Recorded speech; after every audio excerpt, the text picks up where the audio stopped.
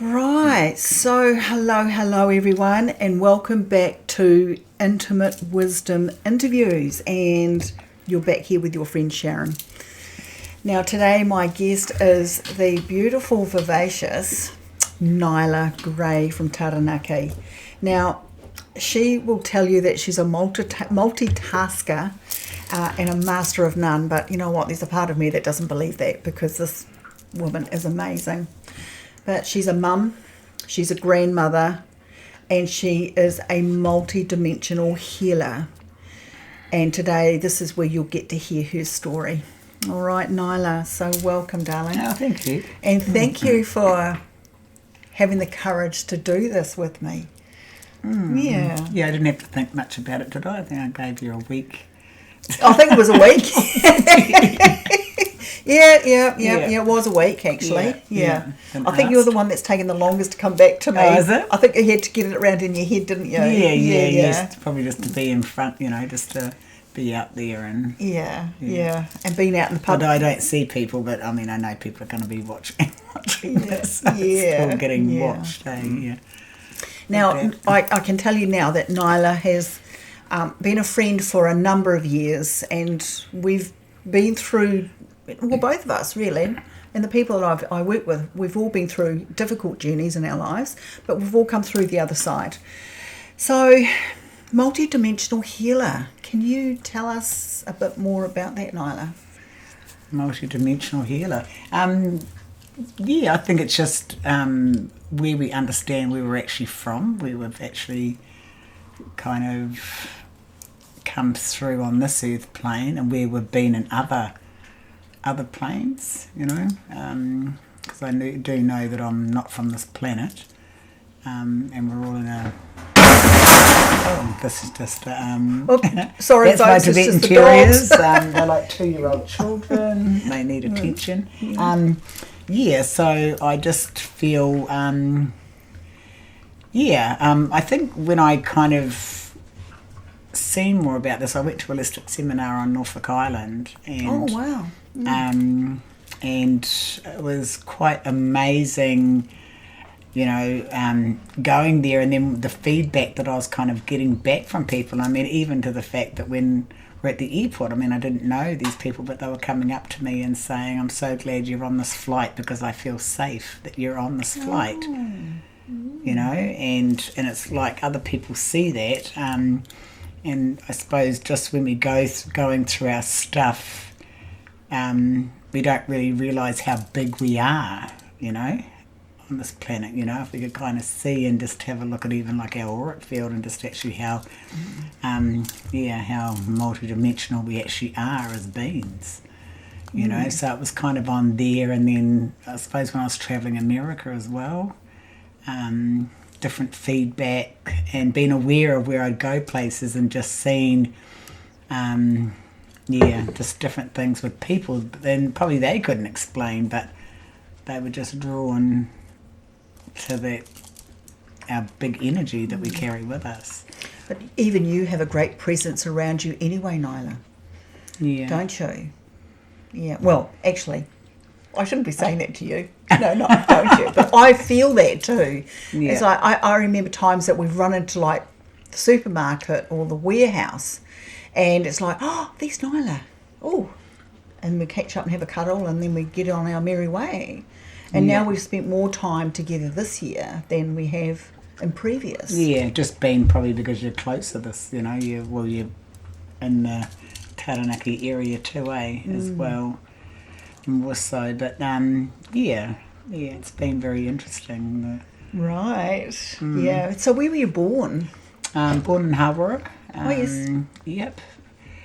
Born there. Lost my mum when I was 16 months old, and then we were kind of separated for a couple of years until Dad remarried again, and I always have to keep telling myself that we choose this path, we choose this life, although we think sometimes, what have we done to deserve this? But we've chosen this, so that's where, when we're high beings, before we come through, to say, yeah, I'll take that on.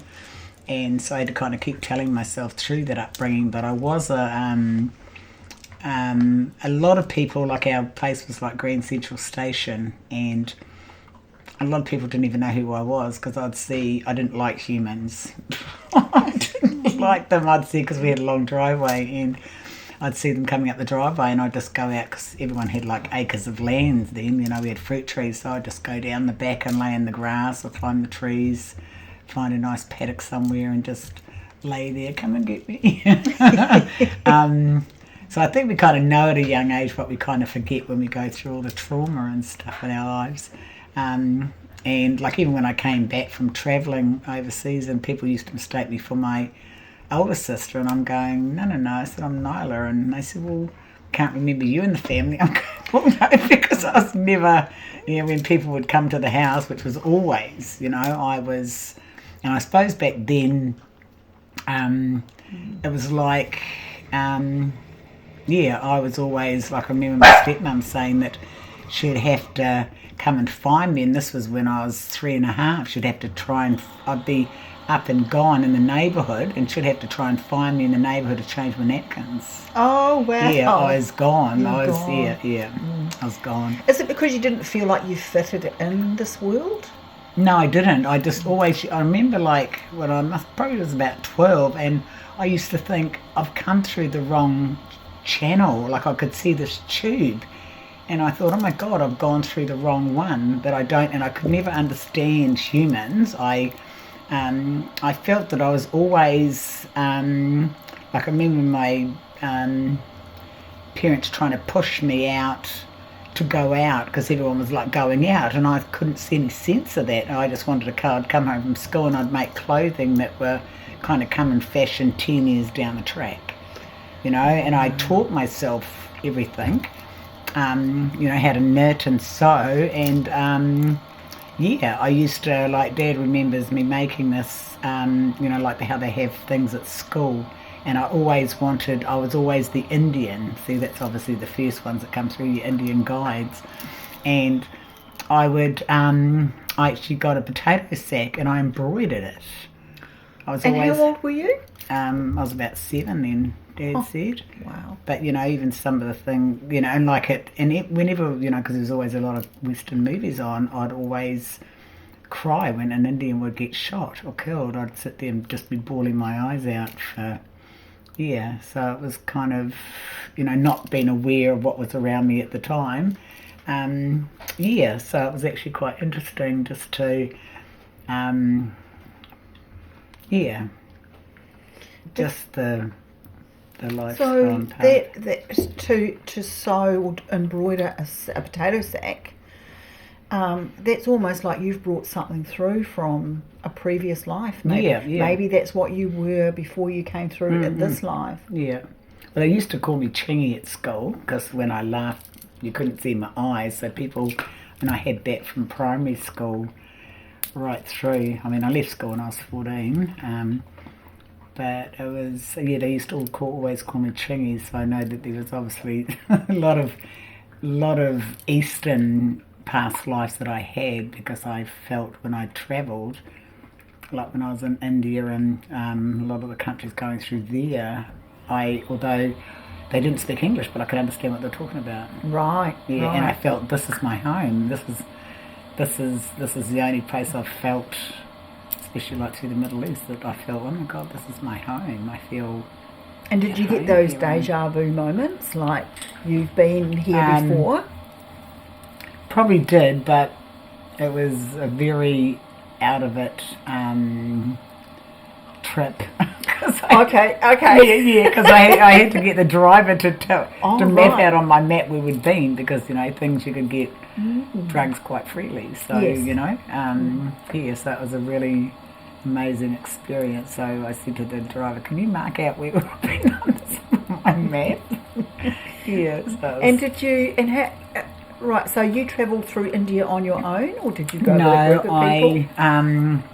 There was total strangers. There was 20 passengers, so it was top deck travel that I went on. So I flew to Singapore, then to Kathmandu. Another lady, because I worked on Brampton Island for 3 years, and then I wanted to see my grandparents who were English. So I thought instead of flying out, so there's a couple that had come to the island, they said they didn't overland, it was an amazing trip, and rah, rah, and I'm thinking, oh, that's me. So then another friend wanted to come along, which I've always kind of been used to doing things on my own, and so I thought, but I said, well, what we'll do is we'll travel, because there was 3 buses going at the same time and travelling together. So I said, what we'll do, we'll hop on separate buses, so that way we can meet the double amount of people, so you'll meet all the ones on the bus and vice versa, although we're all travelling together, so, we're not going to be separated. So, so we all met up in Kathmandu, and, I had 4 or 5 nights there before we headed off. Unfortunately, she got hepatitis in Delhi, where they told her that she was pregnant, so I don't know whether, that she was pregnant, so she flew back, and that turned out she had hepatitis, so I don't know whether she was pregnant. But I'd contacted her, but I didn't want to ask her. And had she contracted it there in India? Yeah, it would have been, because I ended up getting hepatitis, and it was only that the driver. But see, a lot of people don't realise they actually get it from the jab. Yeah. Oh, because you have to have... We have to have all that before we go through. Before you go through. And some people don't. It doesn't come out until they get to the end of the trip, because there was a few that got hepatitis at the end, and they said that it was from the injection. But so I got it, and it was only because the driver recognised it. I thought I was drinking too much Tang, because the water tastes like shit. You have to put chlorine tablets in it, so I took jars of Tang, and because I was drinking a lot of it, because you get dehydrated, so my pee was actually orange, so I thought, it's just the Tang. But then, someone's going, your eyes are really yellow and your skin, and so the driver recognised it, so we must have walked most of the Middle East, because he'd get the driver to drive, and we'd just walk to the next town, and then get me black tea, drank the black tea, put me under a shower, and then we'd be off walking again, have a bit of a rest, then off walking. Wow. And then at night time we'd sleep, and then the next morning he'd get me out of the bus and walk, so that kind of gave me an immunity. Yeah, so it gave me immunity. So, that was quite freaky, but it's just a pity that my friend didn't, that no one kind of recognised it, for her. But because they, that she had said that she was pregnant, and then was it when she got back to Australia and they said it was hepatitis and so on. So, because you were living in Australia at the time, weren't you? Yeah, I actually left. Yeah, I left Hara when I was 15 and moved up to. My brother was in the Navy, so I went to the Navy base, because I said to my dad that I've got to go because I'm going to have a breakdown here. I couldn't handle the trauma and stuff, like from the stepmom and stuff, so I had to get away from that. And so he kind of snuck me out one Easter. Easter in this mini and all this stuff on the car, all the car piled up. And so I went to the Mondesia for a year and a half, and it's kind of funny because I'd actually met people that had been to Brampton Island, and I thought, oh my God, I always wanted to go to an island. So I went to Brampton Island, and amazing family-owned island just off Mackay, or Mackay, however they pronounce it. Oh, yes, Yeah, so just washing dishes. And you were working over there? Yeah, you were working? Right. Yeah. Yeah, so that's where I was living, on this island, until I left and then went to the Middle East. And then when I got to London, the tour company offered me a job with them. Wow. Yeah, so it took me a year to build up the courage to go and see my grandparents, because meeting them for the first time, at 21, it's like, I'm your granddaughter. So then what happened, so then it was good because I worked part-time for them in London, and then what was I doing? So then they bought a farmland out in Woking. It was 10 acres because the buses were getting higher, so they couldn't come under the bridges into London. So that was an experience. I went out there with an open checkbook, and 12 mechanics lived in this farmhouse that, like over there, you drive into this Woking, and it's just all pine trees and this long, you're just driving, and then you come to this opening and you see this massive big 2-storied house with one side had buses and the other side had Shetland ponies, and I'm thinking Buses and on the other side, and I'm thinking, we don't know they had Shetland ponies, am I supposed to look after these as well? But the house was split in two, and there was an elderly couple that lived so they had to kind of put up with all these drunken drivers and mechanics, 12 that were there. Like all the walls, it was all the walls were covered in beer cans. And they just slept on foam rubber, so I had to go there, and with an open checkbook I could do what I wanted to, so I wasn't very popular for 3 months because, it was shoes off at the door, made a family environment for them and stuff, and built a shower block and stuff for the guys because there was only one inside and I was the only female, so I claimed an inside bathroom, and but it worked because then all the drivers and crews that were coming in after their trip would, shoes off at the door, get your shoes off at the door, and So you're basically just setting up some housekeeping and some ground rules. And boundaries about, how they're going to be. But the respect that I got, after 3 months of being there was amazing. Right. It's really amazing. I wonder if they kept it up after you left. Yeah, I think they did. They've actually written a couple of books about the. Because it was a couple of Australian guys that went travelling, and their combi van broke down, and then they sent a double-decker bus for sale. So they thought they'd buy it and just advertise anyone that wanted to do a trip, and then they got a big response. So then their business is amazing. They do Asia, Africa, Australia.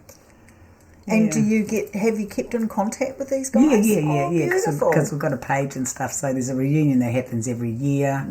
So I'll go to the ones over here. So, so we put up pictures and stuff that we have from our trips. And did you get a nod in the book when they wrote the book? What's that? I mentioned about... No, because they moved in afterwards, and then it wasn't until when I'd come back and I was doing catering, and one of the guys, my boss, the boss that I was doing the creating for, said to me, "Do you know Dylan O'Sullivan?" And I'm going, "Nah."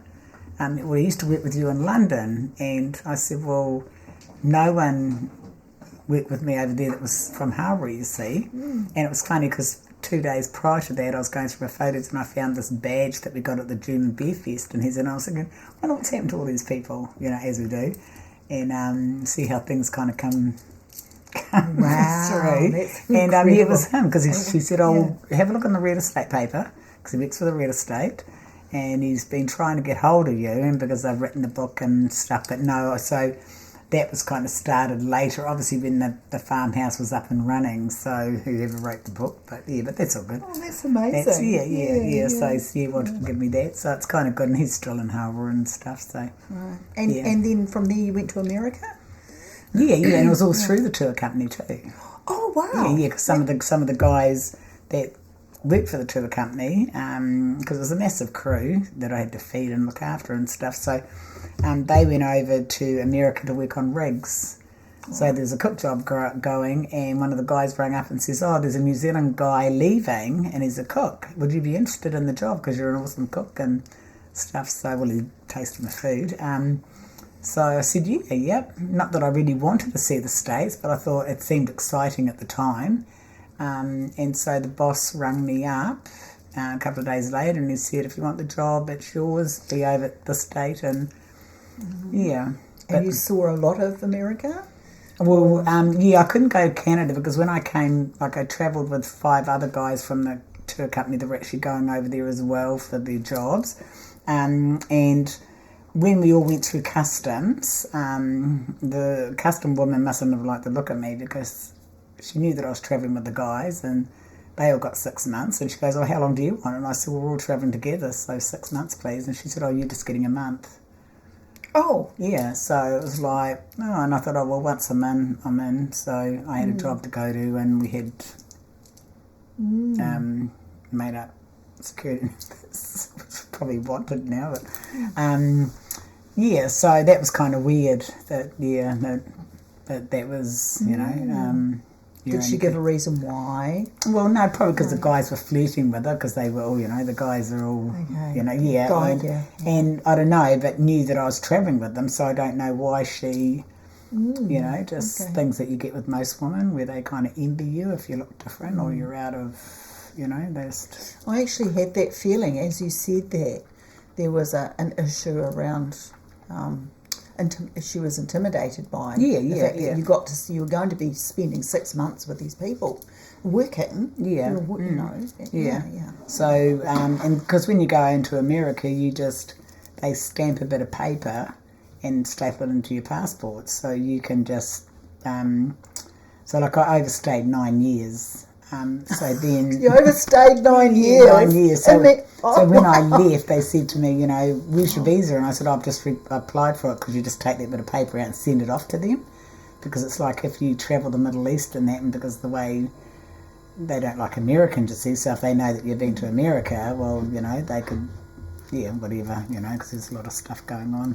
Sure. And so I just said, I've just reapplied. So then but then I went back in 2 years later, and they never questioned anything. So because all of that's changed now, hasn't it? Yeah. So it's good that they still stamp the bit of paper. Yeah. You know, because you do travel to a lot of countries that.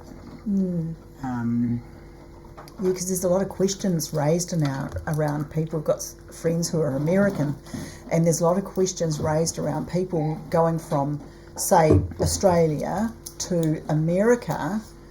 However, depending on the flights, they may be diverted through to Asia and then to their destination in America.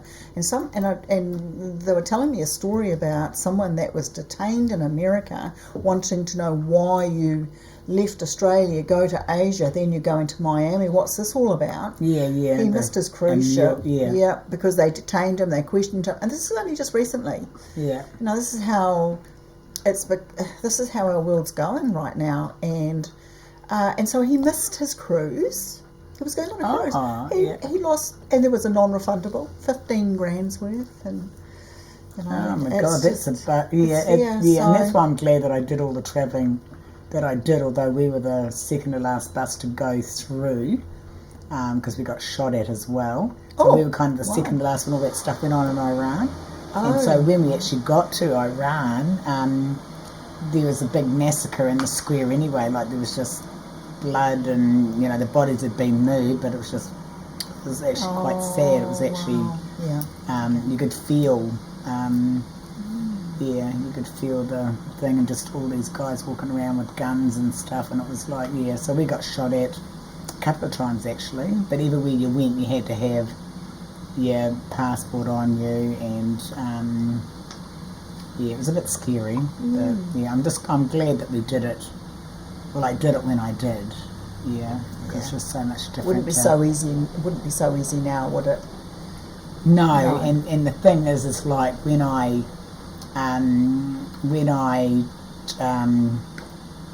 travelled, it's like I have kind of thought about it'd be kind of nice to travel again, but then I'm thinking, well, really, do I really want to? Because even when I went back to the States after 2 years, it was totally different. It was like, I just don't want to be here. Yeah, sure. Because the energy shifts everywhere, doesn't it? Yeah. So now, okay, well, this is fascinating. I hadn't, there were parts of this story I didn't even know about, Nyla. Probably because a lot of it I don't, like when I've kind of brought up to someone about how I travelled around the world, and they've kind of said, well, why didn't you say, that you'd been,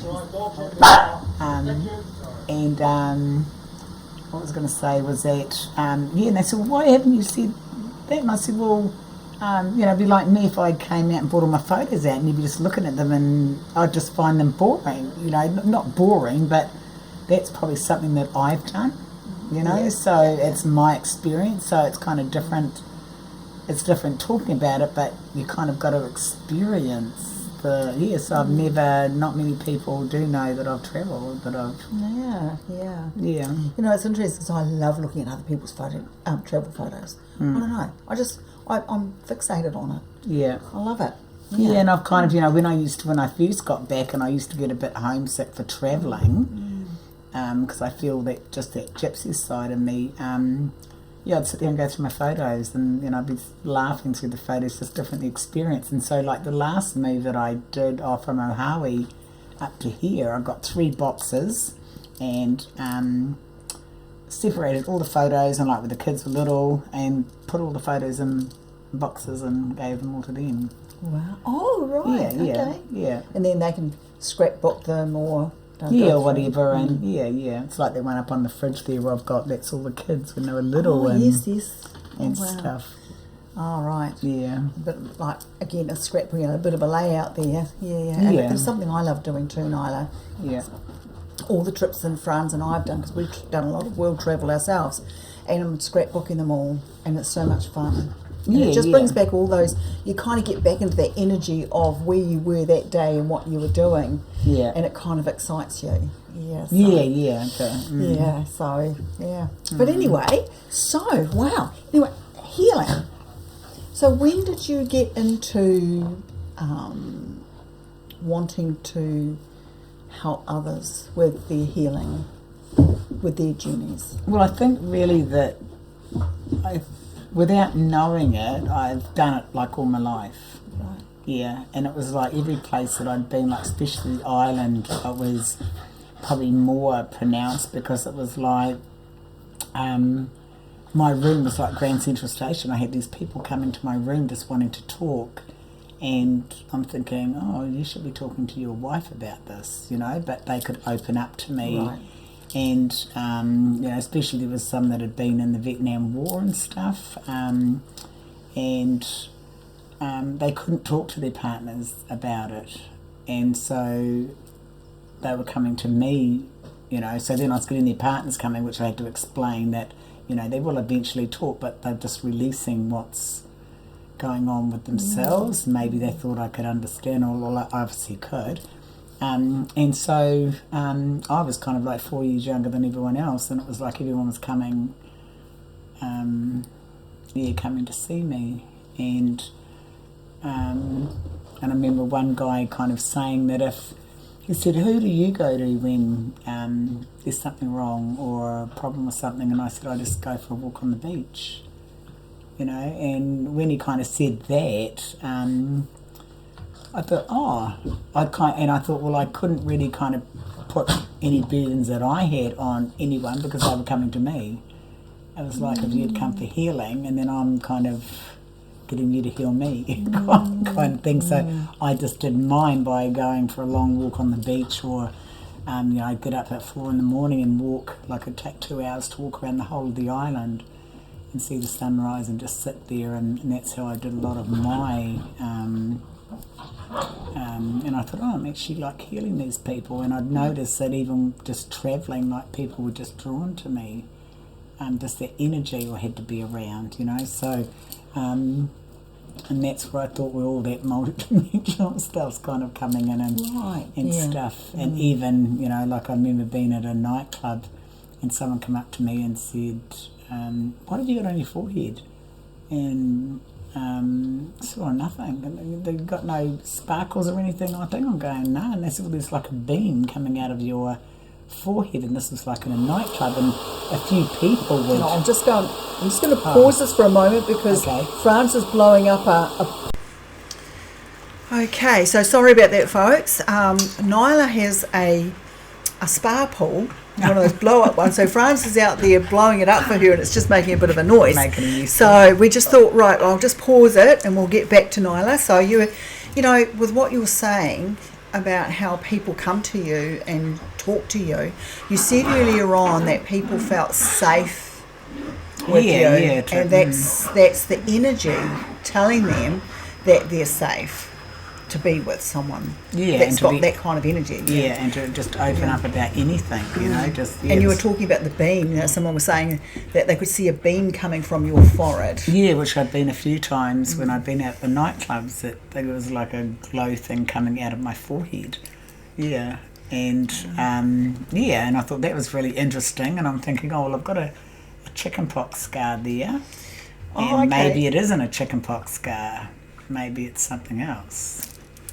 Oh, Yeah, which made me aware of when like people are talking about that, and I thought, that I always thought it was a chickenpox scar, and so what I'd be looking around for people, and quite a few people I ran into, not that I'd say, oh my God, you've got a scar the same place as I have, but they had a spot exactly the same distance, like from the eyebrow where mine was as well. So I thought, this could be a planetary thing. Maybe we're all from that same planet, that where this has come from, But the scar, I'll be watching TV and I'm going, oh my God, they've got one on that.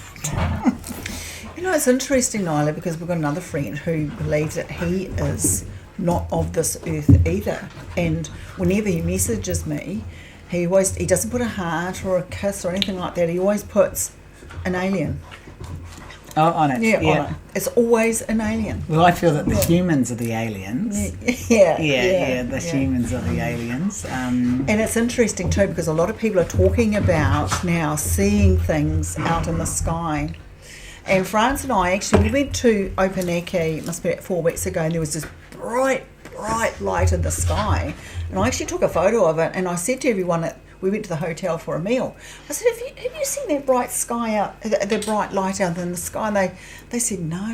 Anyway, the next day, I actually put it up on Facebook. Does anybody know what this is? And everybody kept on coming back and said, oh no, it's a weather station. But then there were others that were saying, no, because it was there 1 second, and then I looked down again, and it was gone. Yeah, but they've been around for quite a while. Like I remember probably 30 years ago, and we used to see them quite a bit out at Ohawi. And I remember a girlfriend and I, we were coming up the hill of Ohawi, and it's just kind of on dusk. And I said to Karen, oh my God, look, there's a spaceship. And it was like, obviously, telepathically, they're connected with us, or maybe it was my family. But then next minute, the ship went behind the cloud, like it was playing peekaboo, then come back around, and she just went off screaming. I'm going, what's the problem? But it was like it knew as soon as I said, oh, it's a spaceship. It shot around the cloud, like playing. Yeah, and quite often at Ohawi, I've seen a lot of sightings, but they've seen a lot of sightings around the mountain as well. It's interesting because a lot more people are actually saying that, aren't they? They're seeing a lot of strange things, strange lights. Well, probably because she'd say it, and then it was like they'd just boo-hoo it, So think, well, okay, I saw it, I know what I've seen, So that's the main thing, But it's just people just didn't want to, because I used to say, well, so you think that you're the only ones in this whole of the universe. I said, have you ever sat out in a paddock and just laid there and thinking, oh my God, this wide open space, and you actually think that the humans are that intelligent to be the only ones in this whole universe, So yeah, it's just kind of funny how people's mindsets are. But I think they fear it. They fear, But they've been made to fear it because but they've been around. Look at Muldoon. Look at the ones that they found in New Zealand, and all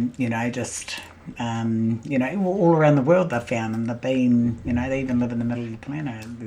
And I think too, a lot of the fear comes around the media. When they talked about someone being abducted and the horrible things that happened to them and so forth. And I think that's why people, I guess the scaremongering, isn't it? But there is all sorts in there. It's just like in the with the humans as well. There's all sorts. You've got the negative and the positive, and a lot of them where they would see it as fear, but a lot of it was just the probing things and stuff that they do where, they'd go in the operating table and think, oh, this is supposed to be something that happens, but because it's out of the ordinary, because there have been a few movies they've made those guys that were lumberjacks and stuff that were abducted there, and then they found them, I think about 6-7 months later, not well, but so there's probably some of that there. I mean, you have to, it's not all just E.T. Yeah, right, yeah. Okay, so it's like, because when there's like multi-dimensionals, there's always the good and the not so good with it. And it's interesting too, because people are more and more open to receiving the multi-dimensional beings coming in. And I remember reading a book I still remember clearly what she had said. It was Mary Summer Rain in Phoenix Rising. Isn't she awesome? Isn't she amazing? I had about four of her books, but lent them out and haven't received them back. Oh, yeah, right. Yeah. Well, I went back to read No Eyes, and then I followed through with Phoenix Rising. And she talked about the aliens will be walking amongst us. Well, they are. And they already are. Yeah, well, I'm one. Exactly, exactly. And so is our other friend. Yeah. Yeah. And I remember like my brother used to say, he used to get annoyed, like I'd be talking on the phone, he goes, what the hell's that noise you're making? I'm going, what noise? And he said, it's like this noise coming out of your throat. And I remember like sometimes I'd be laying in bed and, you know, like on the Predator, Alien versus Predator, and there's that click, click, click, click noise, like, that's what I could hear in my throat. Yeah, that's what I could hear in my throat. And I'd think, I wonder what I actually look like in that alien form, you know, and with the skin off. And but I could hear it. But every time I talk to him, so now I just, you know, I won't, if he rings, I won't answer him because he said it's irritating. What's that noise? But I could never hear it, only when I'd lay down at night. I don't now, though. But I could hear this, like, noise in your throat. And it's interesting, too, because your eyes are amazing. You know, they're mesmerising. Yeah, they're beautiful colour, but and there's something pretty remarkable about them. Yeah, I love your eyes, and I love talking with you. You know, when we do get together and talk to each other, I have to look at your eyes. Oh yeah, well that's the soul aim too. Yeah. So that's beautiful. And so now, what are your plans with your healing for the future? What have you got anything in mind or anything that you want to create? I think like I was saying to you the other day, that I feel, you know, I just feel that wherever, you know, if I'm with you and say like a family member of yours needs healing, well that energy is getting sent to them without me even knowing it. Okay. Yeah. So people, and even like if I'm in a room and people need healing in that room, that healing is getting sent to them.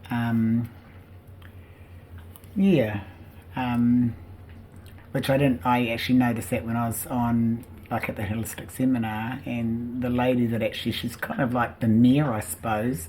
It's just sad that Australians taken over Norfolk Island because it was like private. You had to have a passport. And I'd gone to her for a reading, and she said, you should be giving me a reading. And then she wanted me to walk from one side of the room to the other and never explain what it was. And she goes, I thought so. I'm going, what? She goes, doesn't matter, sit down. So I sat down, and she's giving me a reading. Then halfway through the reading, she goes, who are you sending healing to? And I said, oh, no one. And she said, oh, your aura is just all green. You know, and so she carried on with the reading, and anyway, she had to shoot off because her brother had a triple bypass. So anyway, half an hour later, she rings me up and she said, you were sending healing to my brother. She said, the doctors are blown away. It's like he's ready to go home. He's just had a triple bypass. And she said, here he's sitting up in bed waiting to go home. Oh, wow. Yeah, so she said, thank you very much. You're actually sending healing. So that's when I kind of, obviously and we obviously all do that, I suppose. You know, it's like even we could be at the supermarket and just even smiling at someone, we've lifted and we've given them healing. So it doesn't, you know, people put labels on stuff, and I think a lot of that is just the third dimension stuff. You know, there's a label that I do this, I do this, I do this, and I think, you know, it's like just out of that square, it's like, you know, if you believe that that's what you do, that's what you're actually doing. You're actually doing that healing. And, you know, someone could come up and talk to you, and you are, you know, but you'd know yourself that you'd be talking and thinking, where the hell's that coming from? You're giving them a message. You're actually just channeling a message to them. So you're obviously just giving them a reading as well. It's interesting, Nyla, because, you know, once upon a time you used to sit and meditate and call all your guides in and, exactly. You know, and do the thing. But now we've shifted from that energy, and it's there instantly. Almost like they're just walking with us all the time. Yeah. Yeah, so and just you're giving messages out to people, you're healing people as you're just walking up the street, or they wouldn't be able to think that, but I feel really good now. It's there. Actually, it's interesting, guys, because I need to say this. Just sitting with Nyla and talking, and she's going like this, and she's talking away. I can feel it all going around my arm. Oh, yeah. The energy. It's like lovely. It's like being tapped. I'll have to turn you around so I do the other side. So I just feel like I've been tapped with sparkles. That's what it feels like with you. With you talking like this. So very strong, very strong. So you're saying that you enjoy doing absent healing. So do you want to remote healing. Oh, remote healing. Sorry, healing. Yeah, I've got a lady tonight. Well, I've never met her. I mean, half the people that I've done remote healing on, I've never met. There's been 3 in England, and then just even around here in Taranaki. So it's kind of just through word of mouth. I've kind of been told that I should advertise and put it out there, but I think, it'll just through word of mouth. I don't want to kind of advertise a lot of things that, I do. So people, so what happens? Do you set up a time?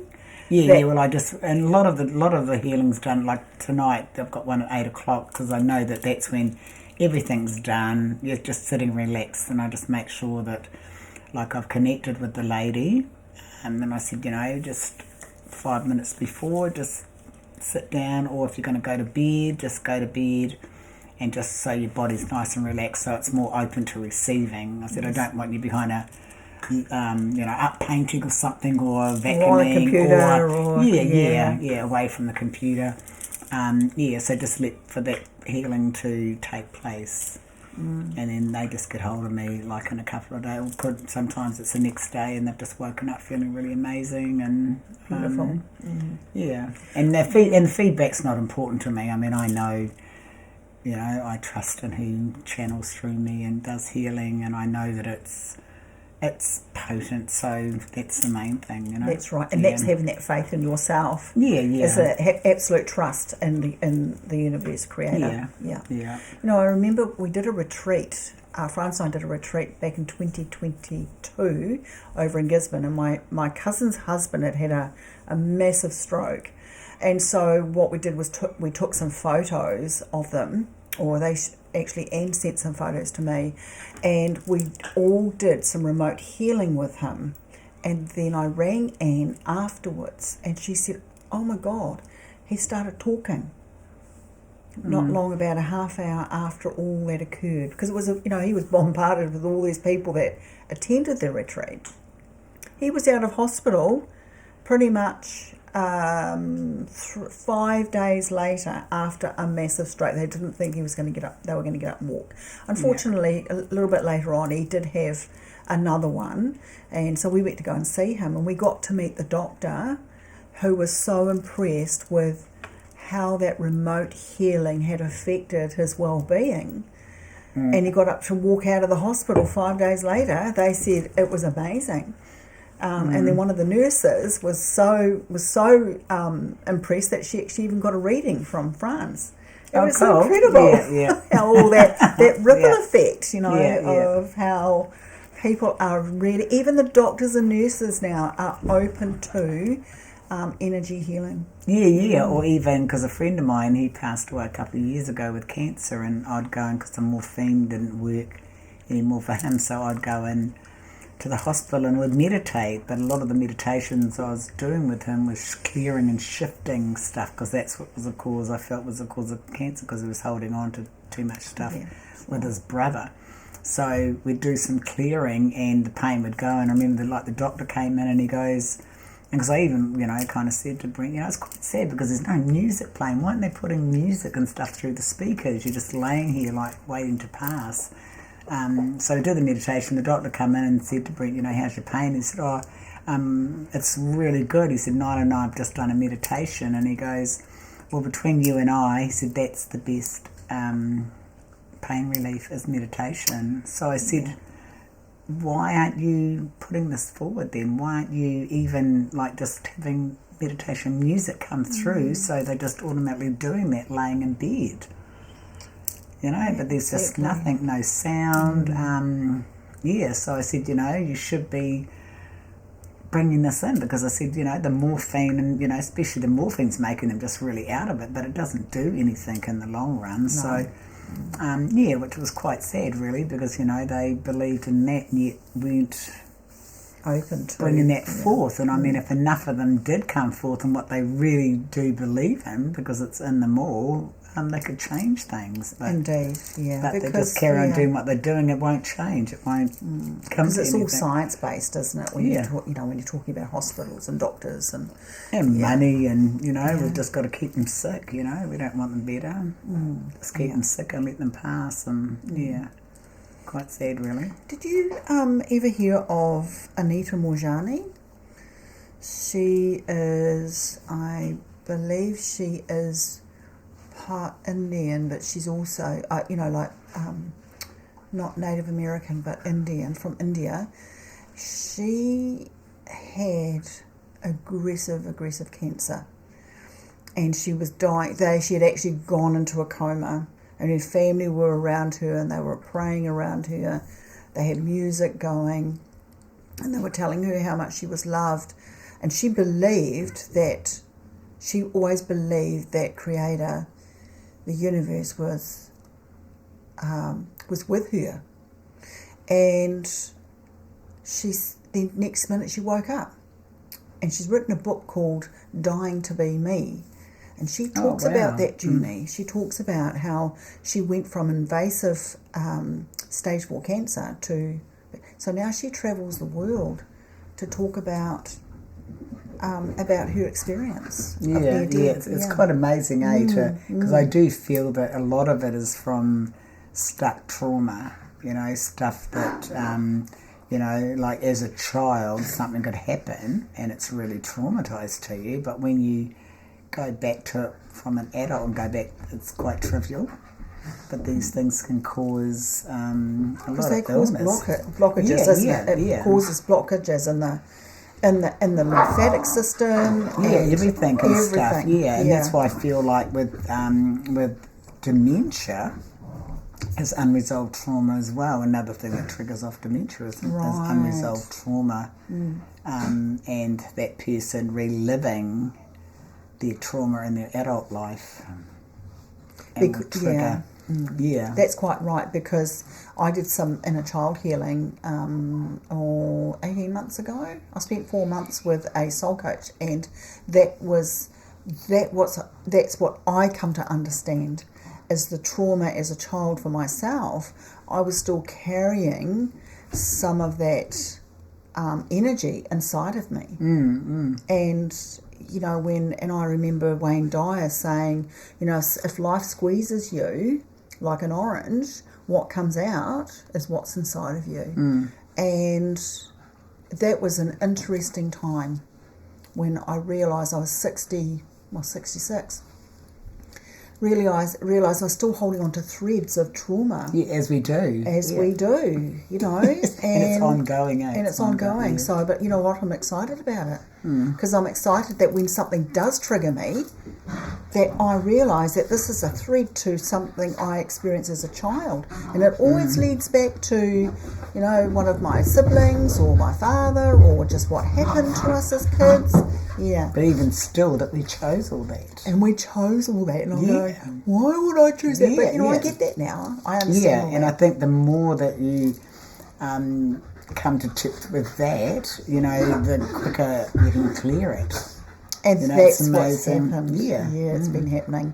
Bigger, and more so now than ever. Yeah. So, even those two. She's got little puppies, and they're just so... Tibetan Terriers. Yeah. And they are little... little terriers, they're beautiful. Nyla, a few years ago, I was working with a couple who were having terrible issues in their marriage, but a lot of it had to do with she wanted to do the spiritual path, and he said, no, I don't believe in any of that woohoo stuff, and their children were also wanting to follow the spiritual path because they all believed in spirits and they believed in God or Creator. Anyway, so they're the youngest one, delightful wee thing, all of 5. I really connected with her. Yeah. And I just had a bad feeling around this little girl. Anyway, she brings me up one day, one morning actually, she rang me up and she said to me, Sharon, she said, I saw God last night. And I went, oh, so, and I thought, now what am I going to ask her? I said, well, what did you talk about? And that's all I said. I could have asked what colour was it or anything like that. I said, well, what did you talk about? And she says, he told me that I am beautiful and I'm safe and I'm loved, and that was the conversation. And I went, wow, how amazing is that? And I said, did you hold hands? She goes, he held me. And I went, oh, and he was blue, bright blue. She said, I had to close my eyes because it was so bright. And so anyway, and she said, I'm not feeling very well. Mum's sending me to school anyway, so little girl goes to school. So she comes home and she's really, really not feeling very well. And this is a little after 3 o'clock. It was the next morning that Mum rang me and said that she's passed away in her sleep. And wow. Yeah, I don't recall now what it was that she she died of, but do you know how special is that to have that little girl ring me and say that she had to talk to God? Yeah. And I knew something was off, but I couldn't put my finger on it, and it wasn't for me to know. Yeah. But to ring me and say, oh, I've been talking to God. Yeah. So, and that little girl came, you know what, it was interesting because when I was going through some really traumatic times, I remembered that little girl. And I remember crying for her, and I cried for myself, and I'm almost tearing up now. Just thinking about that little thing. And because you think so young, that they shouldn't be passing over that, but she came here for that purpose. She's done what she needed to do. And her parents, they pulled it back together, and they're living an amazing spiritual life. And that's what she was here to teach them, I guess. So I think we went round that way. No, I can kind of smell like a lamb bone, and I'm thinking if they got to the rubbish bin, I can smell. Okay. Oh, wow. Oh, well, that's sweet. It's pretty special. You know, I love this work, Nyla. I love the work. There's only one thing I don't love about it, and that is people saying that they're these wonderfully spiritual people, yet they're showing the opposite. I've noticed that in a lot of, right through my life actually, with you know, and that used to kind of sadden me where, you know, and I think a lot of them kind of got into this, well, we're all spiritual, you know, so it's like, you know, and I just thought everyone was the same, but they're not. It's like, you know, I experienced, you know, ones that were hanging on my coattail, you know, obviously they could see things that I couldn't see, you know, and then even like to the astral travelling stuff, you know, it's like, but it was kind of like knowing that, because there's one scenario where I was going to, they had the Tibetan monks going to Whitehall because a lot of stuff had happened there, so they had gone there and done that mandala, and I'd kind of mentioned at this meditation group I used to go to on a Sunday, that I wouldn't mind going for the closing. So this guy said, oh, well, you know, instead of taking 2 cars, I'll pick you up and go. And I thought, oh, yeah, you know, and isn't so we're kind of like heading out of town, and we get to the Norby Bridge, and spiritually, this hawk, like if it was a thing, it should have knocked itself out and bang, but just bang the passenger side of the window where I was. It was closed, but just banged, and then it rolled over the windscreen, and then I was get out of the car. And I said to the guy, I said, did you just see that? And he goes, what? And I said, a hawk. I said, just hit the side of the window and then rolled out in the front. And I said, I'm get out of the car. And he said, oh, don't be so stupid, it's all right, and blah, blah, blah. And see, not and I kind of thought about it, and I felt a bit uneasy because he didn't see it, but I did. And then we kind of get distracted, but he just gets out, gets himself a pie, gets back in. And I thought, oh, he didn't even ask me if I wanted anything to eat. so I thought, okay, so we got there, and then it was like he was introducing me as if I was his partner or something, you know. And I thought, oh, I don't like this. So I just hung out with the Tibetan monks, and then when we went down to the river and dispersed the stuff out, and then I said to him on the way back, I went over to see, I said, oh, what time are we heading off? And okay, that's it. Are they just looking? Went out. He said, oh, we'll go after the hangi after tea. So I said, okay. So then I just stuck with the monks and just sat with them and that, and then it was time to go. And then we were leaving, and we were coming up to the corner of the White Corner, like the main South Road, and he said, is there any vehicles coming? I said, yeah, there's a van coming, and he pulls out in front of the van and had to slam on his brakes.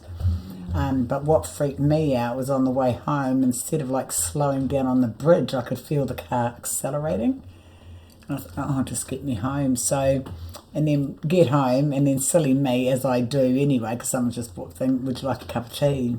And when, after that came out of my mouth, but then obviously that all had to happen for me to realise what was actually going on. And so he goes, yeah, so he comes in, because I had the fire going, but on the way home he was talking about astral travelling, and I said, no, I'm not interested in that. That's an invasion of people's space. I don't, I don't want to go there, that's, and it just kept going on about it, and I'm thinking, he's not even listening to what I'm saying. So anyway, we get in the house, and I quickly, I think I probably made him a warm cup of tea, because I just wanted him out of the house. So, and I stoked up the fire. And then he goes, oh, can I just use your toilet? And I said, yeah. And then he said, I'll get going. So anyway, so he left, and I thought I'll go and have a bath. And because he actually said while we were sitting there too, he said, oh, you should just have a bath and then come out naked and lay on your bed and then just go through your house. That's how you can do it. And I thought, I'm not even going to respond to this. And then anyway, so it probably took about an hour for my bath to run because it was slow. So anyway, I'm soaking in the bath. And then the phone rings. That's when we had the landlines, and I thought I forgot to put the answering phone on. It just kept ringing and ringing, so I thought, shit, it's obviously important because this is about 10:30. So I get out, and it's him. And he goes, oh, look, I'm really sorry. He said, I've taken your car keys by mistake. And that's when we used to have our licence and that plastic thing hooked onto our car keys, you see. And I said, okay. I said, well, I've got 4 days off, so just drop it when you're back in town. And anyway, so then I got back in the bath, and then I started feeling sick. And I thought, this isn't right. This isn't good. So anyway, I got out of the bath, and I just wrapped the towel around me, and I was sitting by the fireplace because in the wintertime, I sleep on a futon couch and by the fire. So I was just sitting there, and then, even thinking, how the fuck did if he would have tried my car and my keys in there, they wouldn't have worked. So that's really weird. So I thought, okay, he's going to bring back tomorrow. So while I was sitting there, and then I could feel cold stuff coming up my feet, like moving up my legs. And I thought, oh, that doesn't feel right. So anyway, I just said, just piss off. You don't belong here. And I don't know why I thought it was someone there, because I hadn't experienced that before, but that's what just come out. So then it just stopped. It was just like hovering there. And anyway, then it started moving up again, up my legs. And I just said, get the fuck out of my house. And then it went.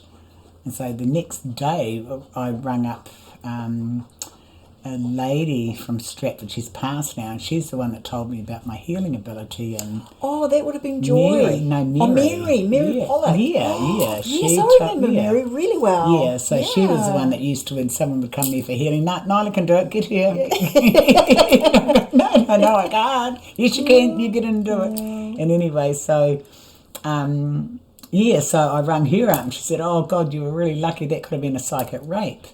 And I thought, oh, really? And she said, yep. So she said, change the locks on your house and, blah, blah, blah. And I said, no, I'm not going to go and spend money because of these predators that come, use their spirit, to come into these groups to try and prey on people. I said, no, I'm not changing my locks. And anyway, so he arrived and couldn't even look at me, and because I was cutting the hedge, you see. So then he goes, oh, you need a man. And I just said, fuck off. don't need no fucking man. I've been doing this for my life, all my life. I don't need anything. And anyway, he goes, and then I said, then it comes out again. But this is all probably just spirit showing me and testing me. So I said, would you like to come in for a cup of tea? And anyway, and then after again, when it came out of my mouth, I'm thinking, there you go again. But obviously it was spirit, you see. So I had to trust. So he goes, no, I've got a meeting. So I said, okay then. And anyway, so he just kind of stood there, but couldn't look at me, you see. And I just kind of got my keys, kept cutting thing. And I said, you sure you don't want a cup of tea? And he goes, no, I've got to take the car for Warren Fitness. So it was all lies. See, what he had to do had changed twice. And he was quite high up in the council in Harbour, eh? Oh, wow. Yeah, and anyway, so, so then he left. And anyway, so then the Sunday comes in, because you know how we used to sit in a horseshoe. At the spiritual centre? Yeah. And it was, so we had those big old chairs. So I used to always like being at 6 o'clock for some reason. I like being like right in the centre. And not in the centre, but the middle of the horseshoe kind of thing. I don't know why. And anyway, so I was sitting there. Then I kind of realised that the speaker was about to start, and I thought, why is that seat next to me empty? All the other seats were taken except the seat next to me, and I'm thinking, that's a bit weird. But anyway, so the guy starts, and then 2 minutes after he starts, the door opens, and it's him. I thought, oh my God, he's going to have to come in and sit next to me. So then he comes over and then he tries to give me a kiss on the cheek, but spirit just pushed him in the seat. And then it was like I was kind of watching out the corner of my eyes, and it was like he was getting shoved. He was just about in the woman's lap. Oh, look, there's a rainbow. So there is. There's, and it was like over this, like sitting on the woman's lap.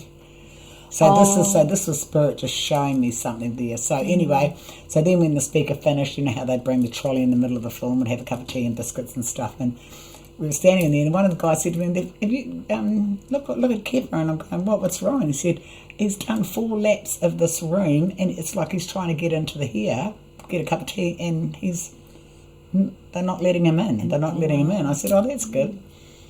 And then next minute he was gone, you see, so spirit just wouldn't let him anywhere near me, but just showed me that, trust in who I've got around me. Right. And then I'd see him coming up the street, and I'd kind of like, oh my God, there he is. And then next minute he's shoved across the road where he couldn't get anywhere near me.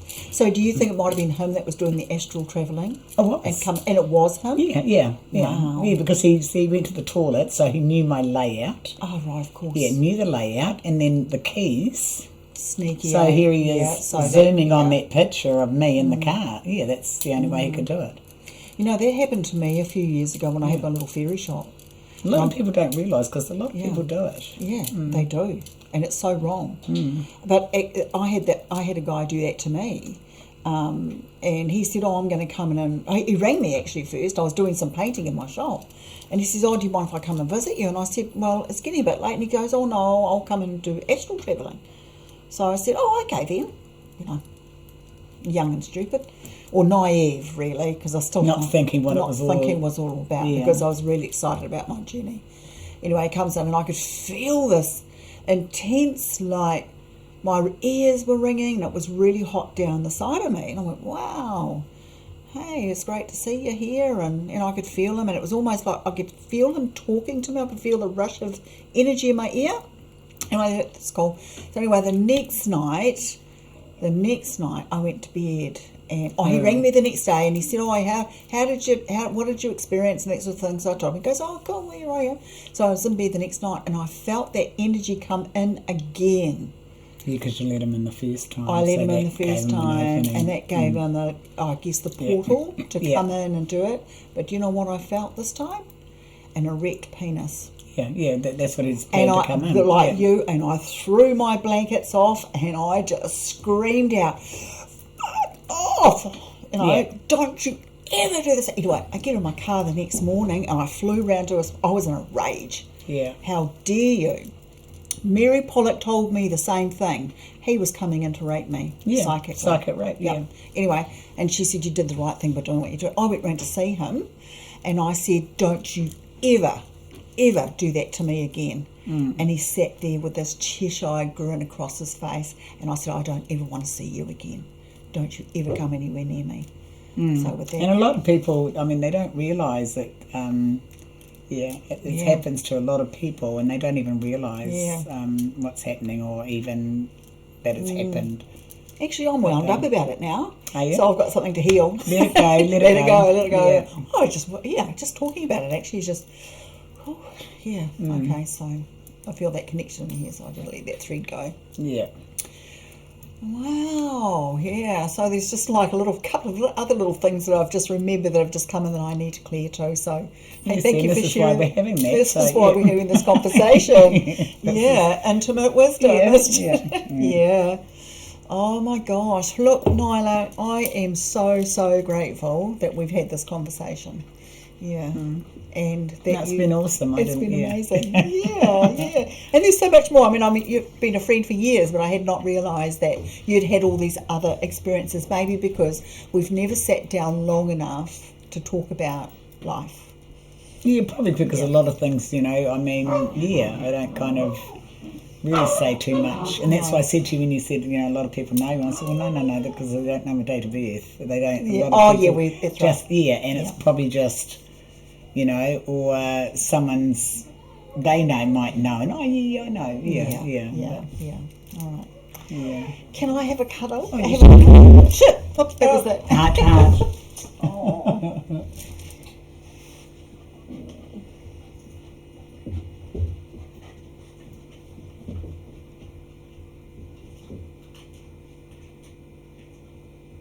Thank you so much. Oh, no, you're welcome. Thank you. And so that's us for today. And I want to thank you, Nyla, for coming in and sharing. Thank you for listening. Yeah, beautiful. All right, folks, that's it for us today. And look, thank you for joining us, and have a great week. Bye for now. Bye. Bye.